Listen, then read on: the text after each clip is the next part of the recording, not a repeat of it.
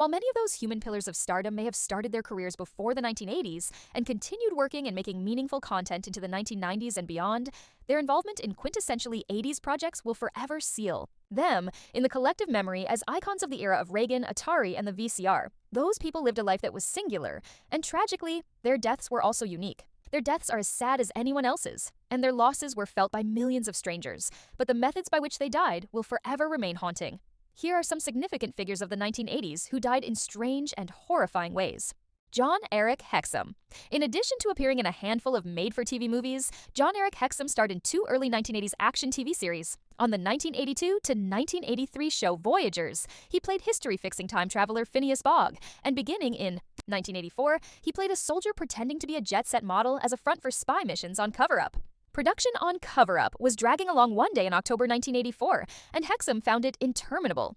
After being informed of yet another delay, Hexum reportedly reached for a prop gun, held it up to his head, and joked, "Can you believe this, Chris Bayou?" via Entertainment Weekly. The actor pulled the trigger, and while prop weapons aren't supposed to fire projectiles, they do release a powerful charge. That energy went into Hexum's head, breaking off and sending a fragment of bone into the brain. Hemorrhaging ensued, and 5 hours of emergency surgery at the Beverly Hills Medical Center couldn't save his life. Hexum went into a coma and died 6 days after the shooting. John Ritter appeared in numerous TV episodes throughout the 1970s, including a notable stint on The Waltons.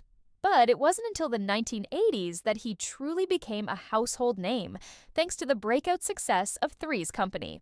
This cheeky and playful sitcom ran on ABC from 1977 to 1984 and showcased Ritter's talent for physical comedy as Jack Tripper, a clumsy, flirtatious chef who had to pretend to be gay to share an apartment with two single women. The show's popularity led to a spin-off, Three's a Crowd, which aired from 1984 to 1985. In September 2003, while working on the set of 8 Simple Rules for Dating My Teenage Daughter, Ritter suddenly experienced nausea and chest pain. He was rushed to Providence St. Joseph Medical Center in Burbank, California, where doctors initially believed he was having a heart attack. But when his condition didn't improve, further tests revealed a much more serious and previously undiagnosed condition: an aortic dissection. This rare and dangerous condition can go unnoticed unless it disrupts blood flow or causes a tear in the aorta. Tragically, that's exactly what occurred. Because the condition wasn't identified right away, the appropriate treatment came too late. John Ritter passed away at the age of 54. Kirsty MacColl. MacColl possessed a voice that was truly one of a kind, weaving effortlessly across genres like pop, rock, and traditional folk. She first made her mark with the punk band Drug Addicts, then climbed the UK charts in 1981.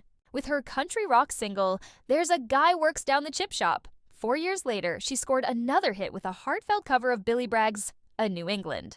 But it was her unforgettable collaboration with the Pogues on the bittersweet holiday classic Fairy Tale of New York in 1987 that made her a seasonal staple and sealed her place in music history. In December 2000, Kirsty was on vacation with her family in Cozumel, Mexico. While swimming with her 2 teenage sons in the Chankanaab Reef, a protected marine area designated for swimmers and divers, tragedy struck. A motorboat entered the restricted zone at high speed. In a heroic act, Kirsty managed to push her sons out of harm's way, but she was struck in the process. She died instantly from the impact. She was just 41 years old.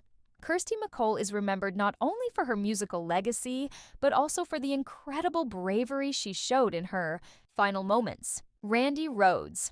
After parting ways with the rising heavy metal group Quiet Riot, classically trained guitarist Randy Rhoads was tapped by a newly solo Ozzy Osbourne, fresh off his run with Black Sabbath, to lead his first post-band backing group. Rhoads brought electrifying speed, volume, and precision to the stage, contributing to Osbourne's groundbreaking first 2 solo albums, Blizzard of Oz in 1980 and Diary of a Madman in 1981. In a decade packed with rock legends, Rhoads stood tall, often mentioned in the same breath as Eddie Van Halen as one of the most admired guitarists in hard rock. In March 1982, after a performance in Knoxville, Tennessee, Osbourne's team was en route to Orlando when their tour bus had to make an unscheduled overnight stop in Leesburg, Florida, due to a malfunctioning air conditioner. Near a private airstrip in the Flying Baron Estates community, driver Andrew Aycock, who had some flying experience, borrowed a small Beechcraft Bonanza plane from a friend. On his second flight of the morning, he brought along the band's makeup artist Rachel Youngblood and Randy Rhoads. In an attempt to fly low and close to the parked tour bus, reportedly to play a prank on the sleeping crew, Aycock miscalculated. On the third pass, the plane tragically crashed, killing all three on board. Randy Rhoads was just 25 years old. Jeff Porcaro of Toto. Toto was one of the most polished and technically skilled soft rock bands of the 1980s. And much of that brilliance can be credited to drummer Jeff Porcaro. Before forming Toto, he and his bandmates were already seasoned session musicians, performing on countless hit records. As Toto's rhythmic backbone, Porcaro helped steer the band to massive success. Not only did they contribute to Michael Jackson's legendary Thriller album, but their own 1982 release, Toto 4, featuring timeless tracks like Africa and Rosanna, earned them 3 Grammy Awards, including Album of the Year. Tragically, in August 1992, while doing yard work at his home in the San Fernando Valley, Porcaro suddenly collapsed. By the time emergency responders arrived, he had gone into cardiac arrest. Despite being airlifted to a nearby hospital, doctors were unable to revive him. He passed away at just 38 years old. Initially, it was suspected that Jeff had suffered a severe allergic reaction to chemicals used in the garden.